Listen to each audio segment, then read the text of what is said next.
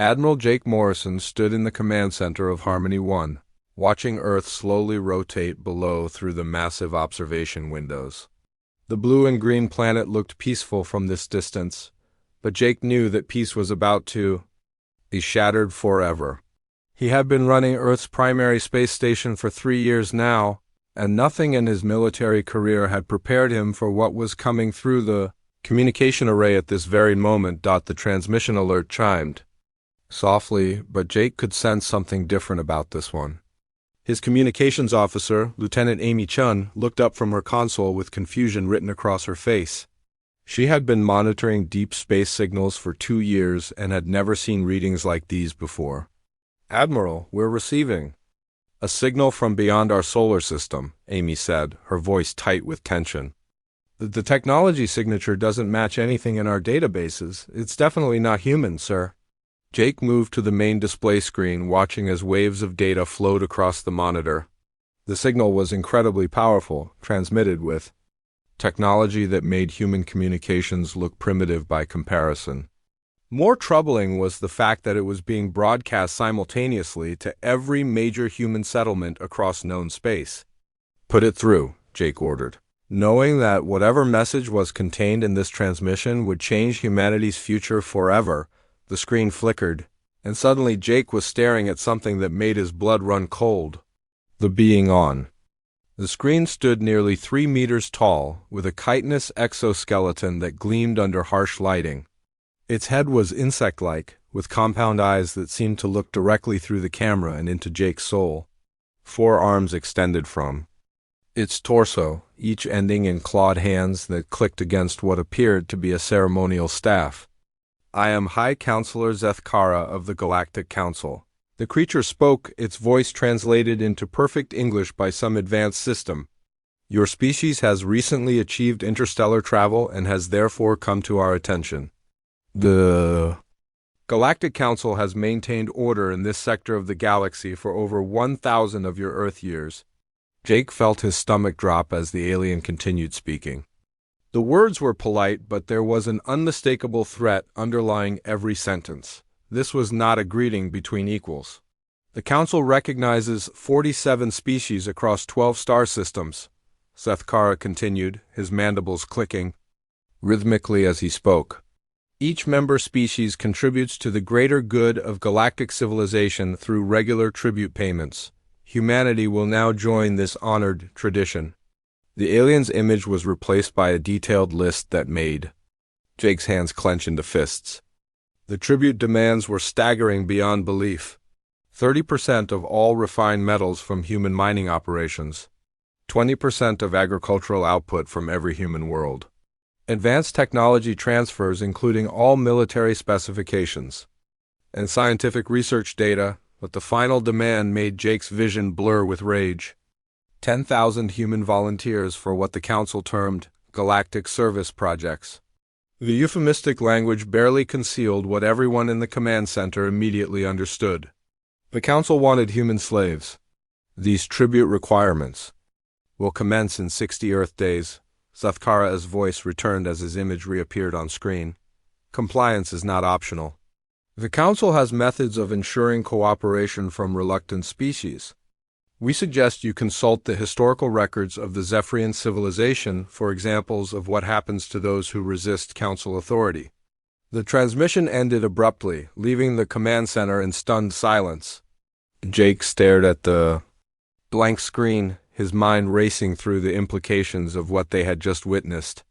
Humanity had barely established colonies beyond their own solar system, and now they were being threatened by what appeared to be a galactic empire. Dr. Lisa Harper burst through the command center doors, her usually calm demeanor replaced by obvious panic. As Earth's leading expert on alien biology and the theoretical study of extraterrestrial civilizations, she had been monitoring the transmission from her laboratory 3 decks below. "Admiral, I need to analyze every piece of data from that transmission immediately," Lisa said, already moving toward the communications station.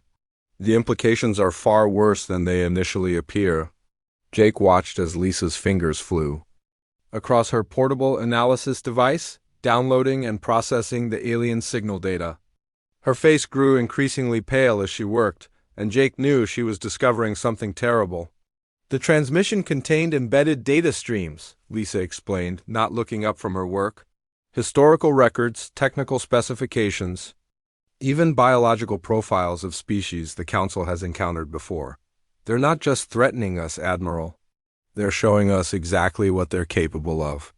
Lieutenant Amy Chun had been quietly running her own analysis of the signal's origin point and transmission strength. What she discovered made the situation even more frightening than Jake had initially realized. Sir, based on the signal characteristics, this transmission was sent from a distance of approximately 47 light-years, Amy reported. But the power requirements to broadcast this clearly across such a distance suggest technology far beyond our current capabilities. Jake moved to the tactical display, bringing up a three-dimensional map of known human space. Their colonies was scattered across a mere 12 light-years from Earth, a tiny bubble of human presence in an apparently hostile galaxy. If the Council possessed technology capable of such long-range communication, their military capabilities were likely far more advanced than anything humanity could currently field. Captain, Ryan Foster's voice crackled through the communication. System from his ship, the exploration vessel New Frontier, currently stationed near the edge of human space. His report made everyone in the command center freeze. Harmony 1, we've got multiple unknown contacts on our long-range sensors, Ryan transmitted, his voice tight with professional calm. 6 vessels, definitely not human design, maintaining position just outside our territorial boundary. They're not making any aggressive moves, but they're clearly watching us. Jake felt pieces of a terrifying puzzle clicking into place. The Council had not only delivered their ultimatum, but had already positioned forces to monitor human response. This was not the first time they had made such demands, and their confidence suggested a long history of successful intimidation. Dr. Harper looked up from her analysis device, her face grim with newfound knowledge. Admiral, I've accessed their historical records. The Council has made similar demands to 47 other species over the past millennium. The data shows what happened to those who refused to comply. She transferred her findings to the main display, and Jake felt his heart sink as images of devastated worlds appeared on screen. Entire civilizations reduced to primitive agricultural societies, their cities in ruins, their people scattered and broken. The Zephyrians that Zethkara had mentioned were shown in before and after images that told a story of complete conquest and subjugation. They don't just destroy resistant species, Lisa continued, her voice barely above a whisper. They systematically dismantle their civilization, stripping away all advanced technology and reducing them to subsistence-level existence. It's cultural genocide on a galactic scale. Jake stared at the images of conquered worlds, feeling the weight of humanity's future pressing down on his shoulders. In 60 days, humanity would have to make a choice that would determine whether they remained free or joined the ranks of the Council's subjugated species. The alien empire's track record suggested that resistance was futile, but Jake Morrison had not spent 30 years in Earth's military to surrender without a fight.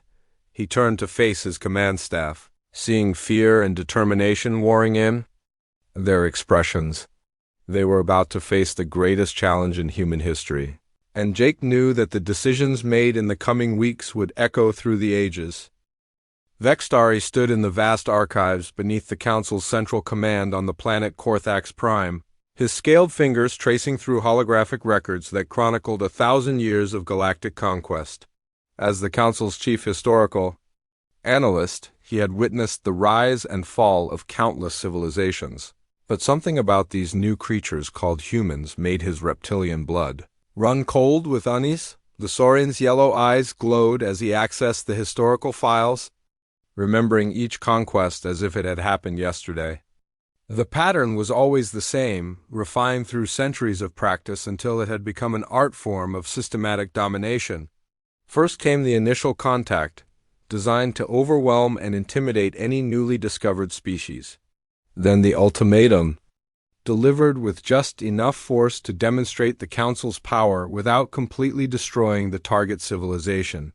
Finally came either submission or annihilation. He pulled up the records of the Veldorian Empire, a proud warrior race that had controlled 17 star systems before their first contact with the Council. The Valdorians had possessed advanced military technology and a culture built around honor and combat. They had lasted exactly 43 days after refusing the Council's tribute demands. Their homeworld now served as a mining operation, staffed by the few surviving Valdorians, who had accepted their new role as industrial laborers. The Crystalline Collective had been different, a species of silicon-based life forms with incredible technological capabilities. They had attempted to negotiate, offering partial compliance with the tribute demands while maintaining their sovereignty. The Council's response had been swift and merciless. The crystalline worlds were now barren husks, their unique crystal, cities shattered and their people extinct, but it was the memory of the Zephyrians that haunted Vextari most deeply. He had been present during their conquest 60 years ago, watching from the command ship as High Counselor Zethkara S. predecessor had ordered the systematic destruction of their civilization. The Zephyrians had been explorers and scientists, much like these humans appeared to be. They had tried to reason with the Council, appealing to logic and offering technological exchanges. Instead of tribute, their fate had been sealed when they attempted to form an alliance with 3 other species facing similar demands. The Council had made an example of them that resonated throughout the galaxy. Zephyrian cities were bombed from orbit until only agricultural settlements remained. Their libraries were burned, their universities destroyed, and their brightest minds executed or enslaved. Within 5 years, a civilization that had once reached for the stars was reduced to farming and basic crafts on Earth. Commander Beth Williams worked through the night in a classified facility buried deep beneath the Rocky Mountains. Her task force had been analyzing every piece of available data about Council technology and tactics since the ultimatum had arrived 48 hours ago. What they had discovered was both terrifying and oddly encouraging. The Council ships followed standardized designs that had remained virtually unchanged for centuries. Their weapon systems were powerful but predictable, relying on overwhelming firepower rather than tactical innovation. Most importantly, their battle records showed they had never faced a species quite like humanity. Beth studied the tactical data from previous Council conquests, noting patterns that revealed both strengths and potential weaknesses. The Council fleets fought in rigid formations, following predetermined strategies that seemed to work through sheer numerical superiority rather than adaptive thinking. They had never encountered an enemy that could match their unpredictability or adapt quickly to changing battlefield conditions. Dr. Nathan Cross led a team of scientists at the Geneva Research Institute, working frantically to understand the technological principles behind Council ships and weapons. What they discovered challenged everything they thought they knew about advanced alien technology. The Council's power systems were indeed more advanced than human technology, but they were also surprisingly inflexible. Where human ships were designed with modular components that could be quickly modified or replaced, Council vessels appeared to be built as single integrated units. This gave them tremendous power and efficiency, but it also made them vulnerable to specific types of damage that could cascade through their entire system. Human engineers had learned to build redundancy into every system, a lesson learned from centuries of mechanical failures and combat experience. Nathan's team made another crucial discovery while analyzing the transmission data. The Council's communication systems used quantum entanglement technology that was far beyond current human capabilities, but their signal encryption was surprisingly weak. It seemed that after 1,000 years of unchallenged dominance, the Council had grown complacent about information security. This oversight allowed human intelligence services to intercept additional Council communications, revealing details about their force dispositions and strategic planning. The humans learned that the Council maintained only a relatively small number of active military vessels, relying instead on the threat of overwhelming retaliation to maintain order among their subject species. Ambassador Chunwei had been secretly Contacted by a representative of the Zephyrian resistance movement, a group of survivors who had maintained hidden colonies in asteroid fields and dead worlds throughout their former territory. The meeting took place aboard a neutral merchant vessel in the outer system. Far from any possible council surveillance, Calorth entered the meeting chamber with the careful movements of someone who had spent decades hiding from his conquerors. The Zephyrian's once proud features were marked by scars and hardship, but his eyes still burned with intelligence and determination. He brought with him intelligence that would change humanity's understanding of their situation completely. "The Council is not as strong as they appear," Calorth explained in heavily accented English, learned from intercepted human broadcasts. "They rule through fear and the memory of past conquests, but their actual military strength has not grown significantly in 2 centuries. Most member species comply because they believe resistance is impossible." Hyun Wei listened carefully as the alien refugee described the Council's true structure. The 12 species that made up the ruling council were not unified allies but rather a collection of former enemies held together by mutual fear and carefully maintained power balances. Several species had joined the council only to avoid being conquered themselves, and their loyalty was questionable at best. More importantly, Calort H revealed that resistance movements existed throughout council space, hidden communities of survivors who had never accepted their subjugation. The Zephyrians maintained secret shipyards and weapon caches, built slowly over decades using salvaged materials and hidden from council censors. Other species had similar underground networks, all waiting for someone to light the spark of rebellion. The refugee also brought disturbing news about the timeline humanity faced. The 60-day ultimatum was not arbitrary, but rather calculated based on previous conquests. The Council had learned that this period was optimal for breaking the will of resistant species while preventing them from mounting effective preparations for war. "They expect you to spend the first 20 days in denial and debate," Calorth explained. "The next 20 days in frantic but disorganized preparation, and the final 20 days in despair as you realize the hopelessness of your situation. This pattern has held true for every species they have conquered." But as Junwei studied the alien's scarred face, she saw something that gave her hope. Despite 60 years of oppression and the systematic destruction of his civilization, Calorth had not given up. His people had not given up. They had spent 6 decades preparing for the day when someone would finally stand up to the Council's tyranny. Back on Harmony 1, Admiral Jake Morrison received reports from intelligence services across human space. The picture they painted was complex and frightening, but also filled with unexpected opportunities. The Council's empire was vast but brittle, held together by reputation and fear rather than genuine strength. Their military forces were powerful but inflexible, designed to crush traditional resistance rather than adapt to innovative tactics. Most importantly, humanity possessed something that no previous species had brought to their confrontation with the Council. They had allies waiting to be awakened, resistance movements that had been preparing for decades, and a galaxy full of oppressed peoples who were ready to fight if someone would show them the way. Jake stared out at Earth below, knowing that the decisions made in the coming days would determine not just humanity's fate, but the future of every species under Council rule.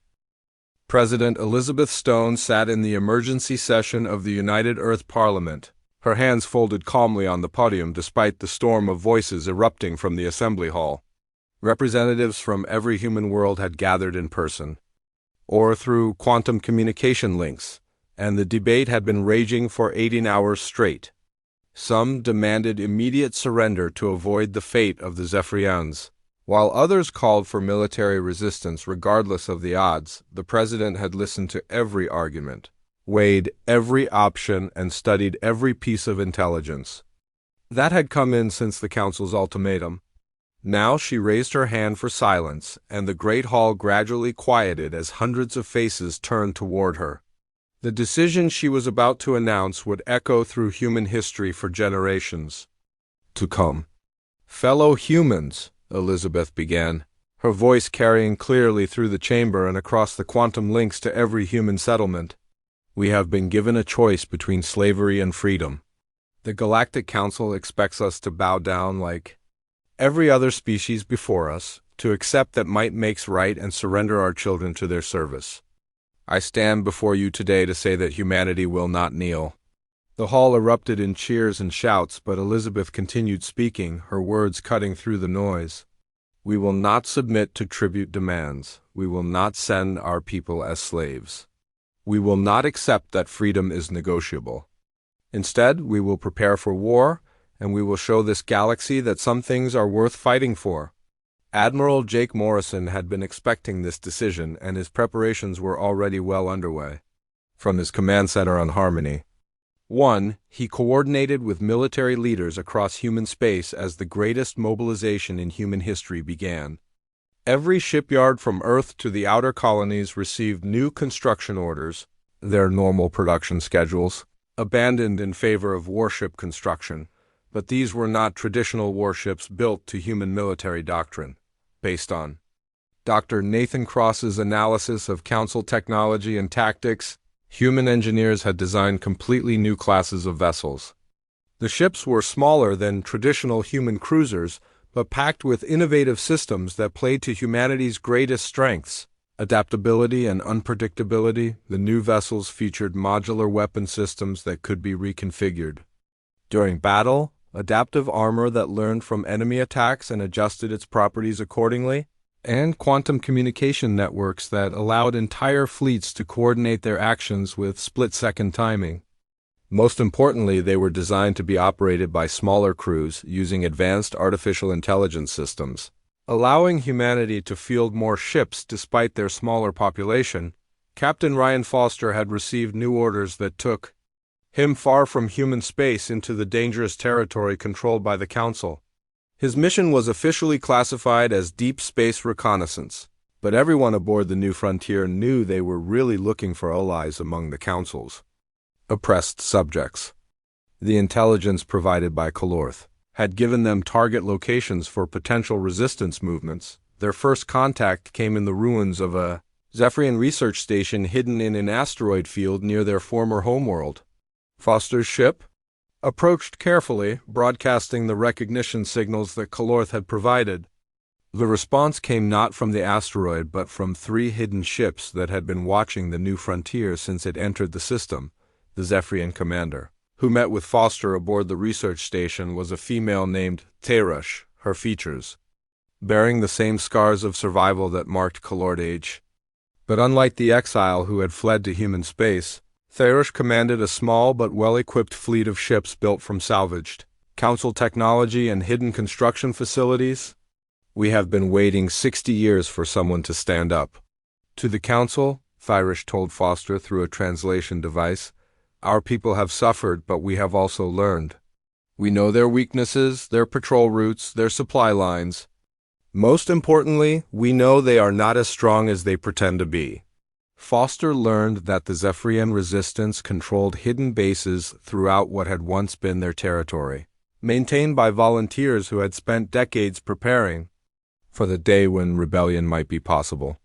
They had ships, weapons, and most importantly, detailed intelligence about Council operations in their sector of space, but the Zephyrians were not the only species maintaining resistance movements. Therush provided Foster with contact information for similar groups among the Valdorians, the crystalline survivors, and even some species that had nominally joined the Council but secretly maintained their independence movements. Dr. Lisa Harper had been working with xenobiologists from across human space to understand the psychological and social structures that held the Council together. What they discovered was a complex web of fear, intimidation, and carefully maintained power balances that had prevented any single species from becoming strong enough to challenge the system. The Council's 12 ruling species were not friends or allies in any meaningful sense.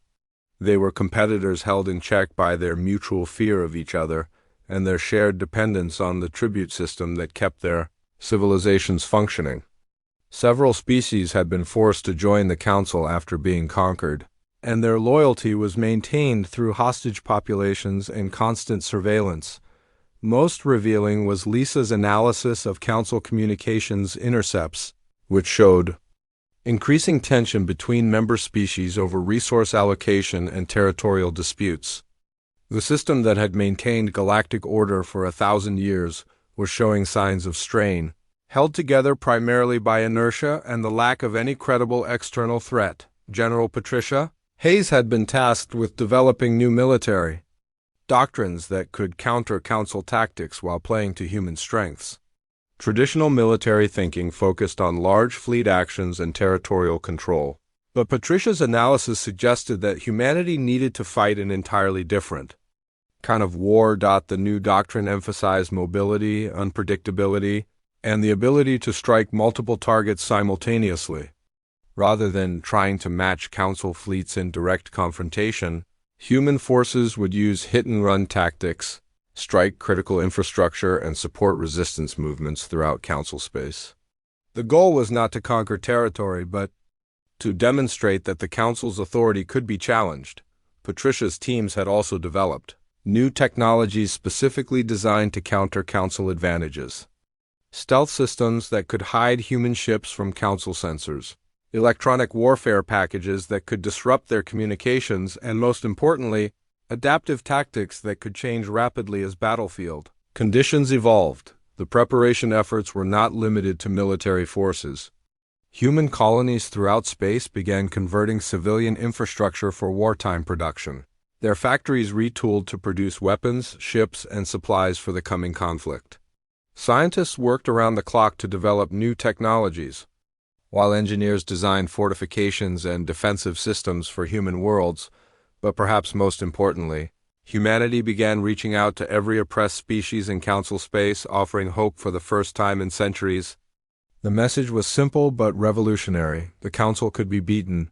Freedom was possible, and humanity was willing to fight for the liberty of all species. As the 40-day mark approached, President Stone prepared to deliver humanity's official response to the Council's ultimatum. The response would be broadcast not just to High Counselor Zethkara, but to every world under Council control, every resistance movement, and every species that had given up hope of freedom. Standing before the cameras in the presidential palace, Elizabeth Stone wore the blue uniform of the United Earth government, but her words were addressed to beings across the galaxy who had never seen Earth or met a human. Her message was about more than humanity's refusal to pay tribute. It was a declaration that the age of the Council's unchallenged rule was coming to an end. To the Galactic Council and all who hear this message, she began, her voice carrying across space to reach oppressed peoples on 1,000 worlds. Humanity rejects your demands for tribute. We reject the idea that might makes right. We reject the notion that freedom is a privilege to be granted by those with superior firepower. Today, humanity stands not just for our own liberty, but for the right of all species to determine their own destiny. High Counselor Zethkara stood on the bridge of his flagship, the massive dreadnought Dominion's Edge, watching the tactical displays show 300 Council warships moving toward the human home system. His compound eyes reflected the cold light of distant stars as he contemplated the coming battle that would crush yet another upstart species and restore proper order to the galaxy. The human response to his ultimatum had been broadcast across Council space, reaching even the most remote territories where conquered species labored under Council oversight. Zethkara had expected defiance from these creatures, but their message had gone beyond simple refusal to something far more dangerous. They had dared to suggest that other species might join them in rebellion. Already, disturbing reports were reaching Council command from across their territory. Mining operations on former Valdorian worlds had experienced unexplained accidents and equipment failures. Zephyrian agricultural settlements had missed their quota deliveries, claiming crop failures that Council inspectors could not verify. Most troubling of all, several Council patrol ships had simply vanished while conducting routine surveillance missions, but Zethkara felt confident that a demonstration of overwhelming force would restore order just as it had countless times before. 300 ships represented nearly half of the Council's active fleet, more than enough to destroy human civilization and provide a warning to any other species considering rebellion. Admiral Jake Morrison watched the approaching Council fleet from the command center of Harmony 1, but his expression showed none of the fear that Zethkara expected to see in his enemies.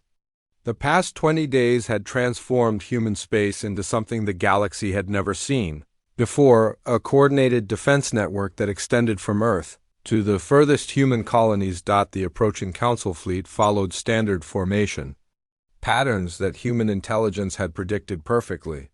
They moved in rigid geometric arrangements that maximized their firepower while maintaining defensive cohesion.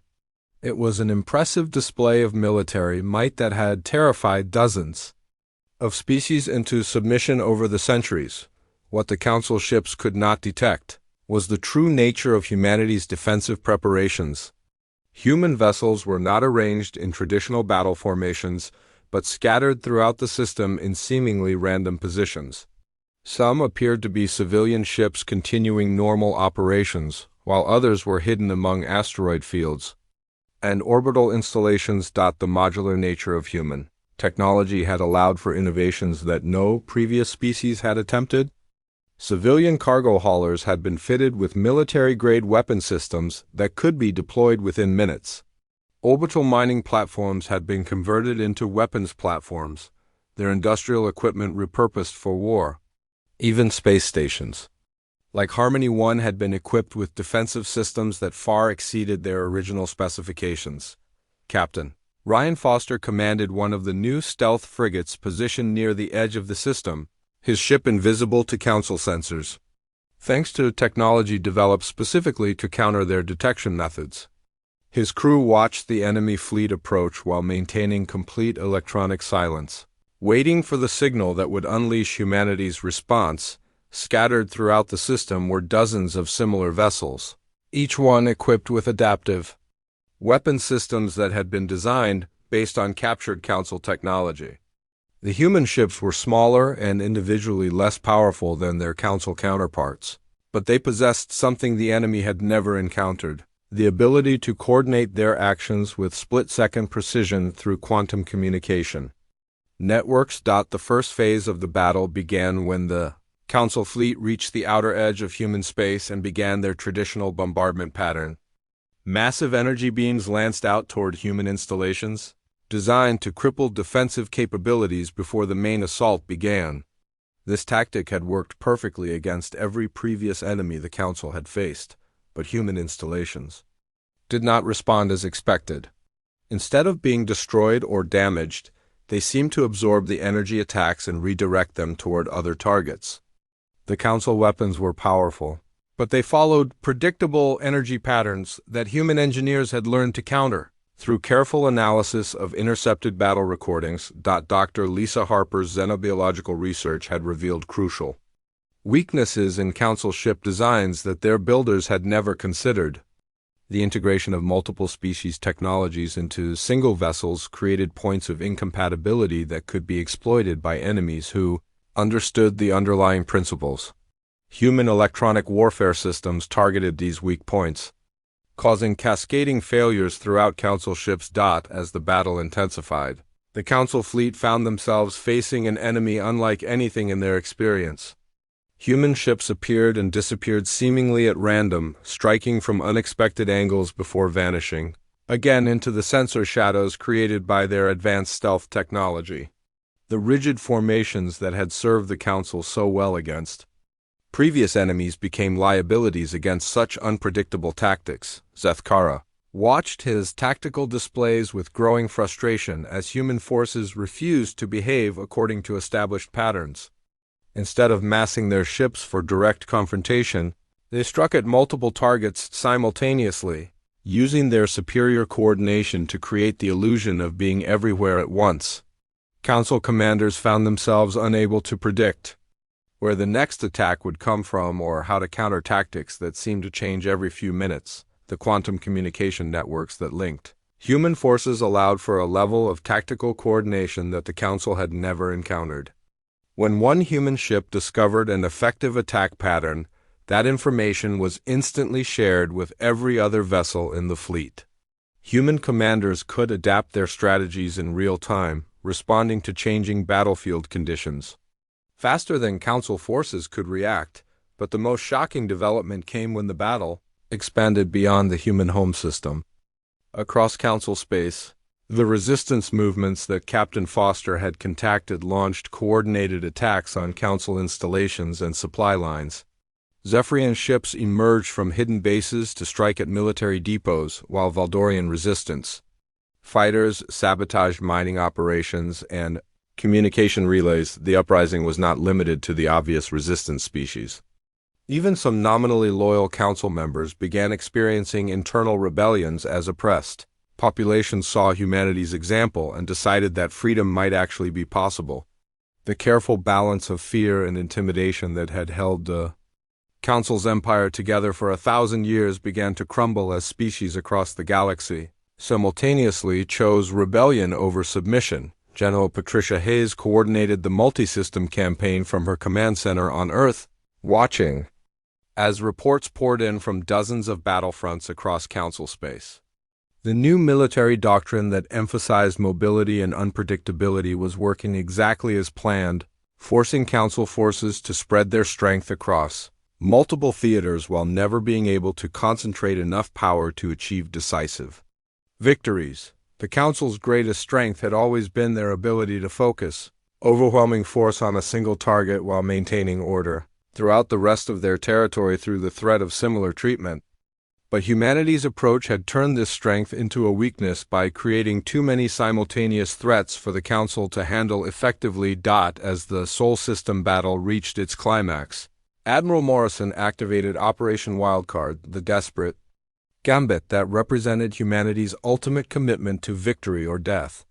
Every human ship in the system suddenly coordinated their attacks through quantum communication, striking simultaneously at critical points throughout the Council fleet. The effect was devastating.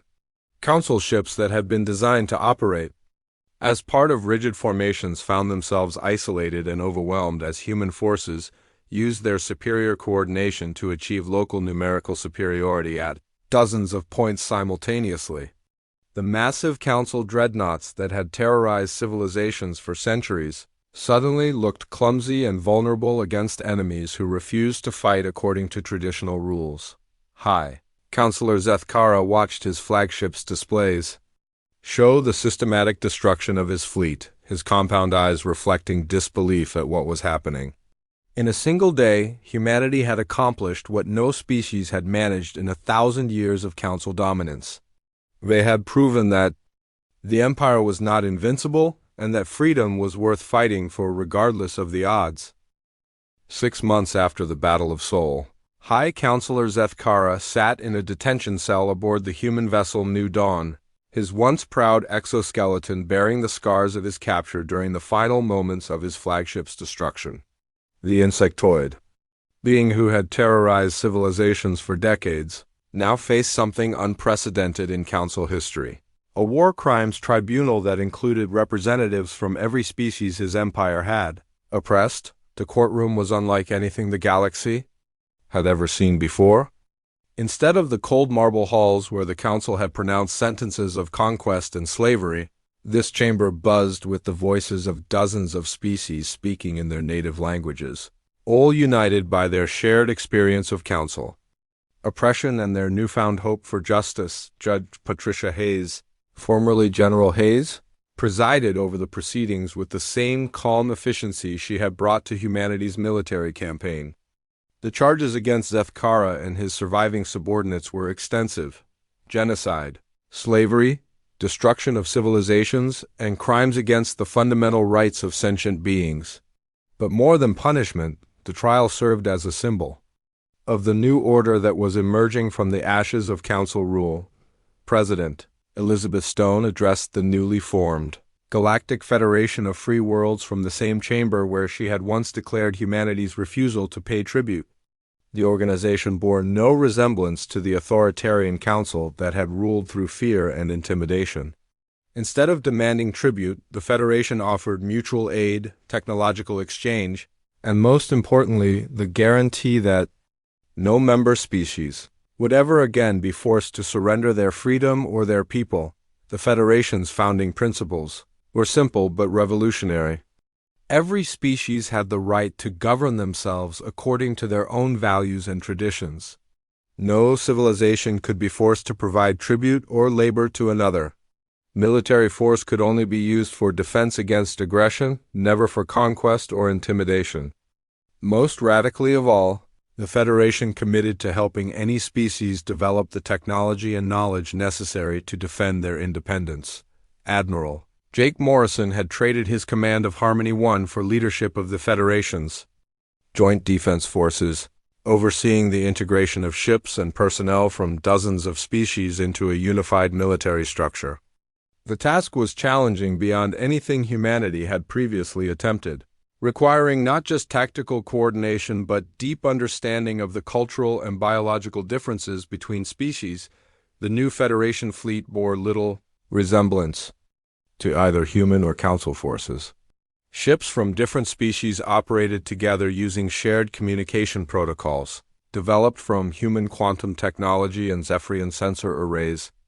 Valdorian engineering expertise combined with crystalline energy systems and human adaptive tactics to create vessels that were more capable than anything any single species could have built alone. Dr. Lisa Harper had been appointed as the Federation's first director of xenobiological research, leading efforts to understand and preserve the unique cultures and capabilities of member species. Her work had revealed that the Council's greatest crime was not just political oppression but cultural genocide, the systematic destruction of knowledge and traditions that had taken millennia to develop. Under Lisa's guidance, the Federation established cultural preservation protocols that were as important as their military agreements. Species that had been forced to abandon their traditional ways under Council rule were encouraged to rediscover their heritage. Ancient languages were revived, traditional arts were practiced again, and scientific knowledge that had been suppressed was shared freely among Federation members. Captain Ryan Foster had been promoted to admiral and now commanded the Federation's exploration fleets as they ventured into regions of space that had been forbidden under Council rule. The contrast with the old order was striking. Where Council expeditions had sought new civilizations to conquer and exploit, Federation explorers offered friendship, knowledge exchange, and protection from any remaining Council loyalist forces. The exploration missions revealed the true extent of Council crimes against galactic civilization. Entire species had been reduced to subsistence farming when they possessed the knowledge to build starships. Scientific research had been banned on worlds where the inhabitants had once made breakthrough discoveries that advanced galactic understanding. Worst of all, many species had been deliberately kept ignorant of other civilizations to prevent them from forming alliances or resistance movements. On the former Council capital of Korthax Prime, Vextari worked with a team of historians from multiple species to document the full scope of Council atrocities. The Saurian who had once served as the Council's chief historical analyst now dedicated his remaining years to ensuring that future generations would understand the price of allowing any single power to dominate the galaxy, the historical records they compiled told a story of systematic oppression that spanned centuries, but they also revealed something that gave hope for the future. Despite everything the Council had done, they had never succeeded in completely destroying the spirit of the species they conquered.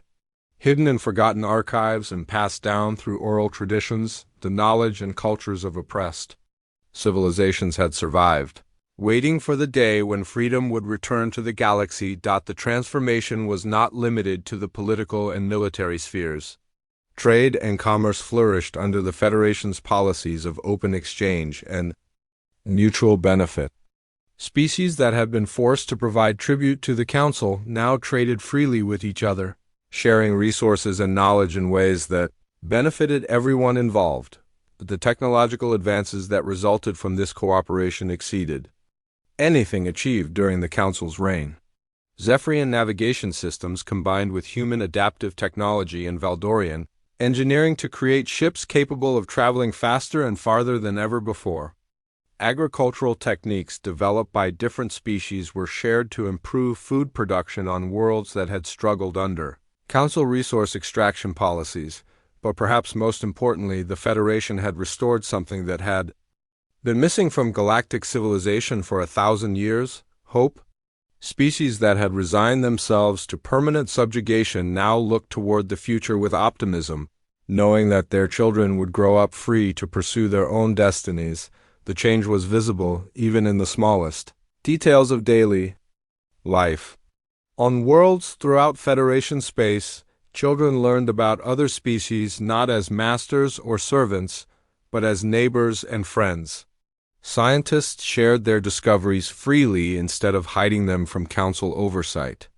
Artists created works that celebrated their own cultures, while drawing inspiration from the rich diversity of galactic civilization. A year after the council's defeat, a young human diplomatic corps member named Alex Turner arrived at the edge of Federation space to make first contact with a newly discovered species called the Deltans.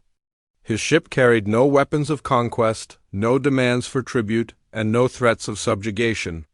Instead, his cargo holds were filled with gifts of art, music, and literature from dozens of Federation worlds, along with offers of friendship and mutual cooperation. The Deltans were a peaceful aquatic species who had just achieved interstellar flight. Their first tentative steps beyond their homeworld driven by curiosity about what they might find among the stars. Their leaders approached the first contact with understandable caution, having detected evidence of great battles fought in nearby star systems. Alex Turner's message to them was simple but profound, representing everything that the Federation stood for and everything that made the new galactic order different from what had come before. "We come not as conquerors but as friends," he told the Deltan delegation. "We offer not demands but opportunities. We ask not for tribute, but for the chance to learn from each other and grow together as free civilizations sharing the same galaxy." The Deltan response came after 3 days of careful deliberation among their governing council. Their reply was transmitted throughout Federation space, reaching every world and every species that had fought to overthrow the Council's tyranny. "We accept your friendship and your offer to join the community of free worlds. Together we will explore the stars not as subjects of an empire, but as partners in the greatest adventure of all, the peaceful exploration of the infinite possibilities that await us among the stars." The age of the Galactic Council was over. Forever. Buried beneath the weight of its own cruelties and the determination of those who refused to accept that might makes right. In its place stood something that had never existed before in galactic history, a true community of free civilizations, bound together not by fear and intimidation but by shared values of freedom, cooperation, and the unshakable belief that every sentient being deserved the right to determine their own destiny among the stars.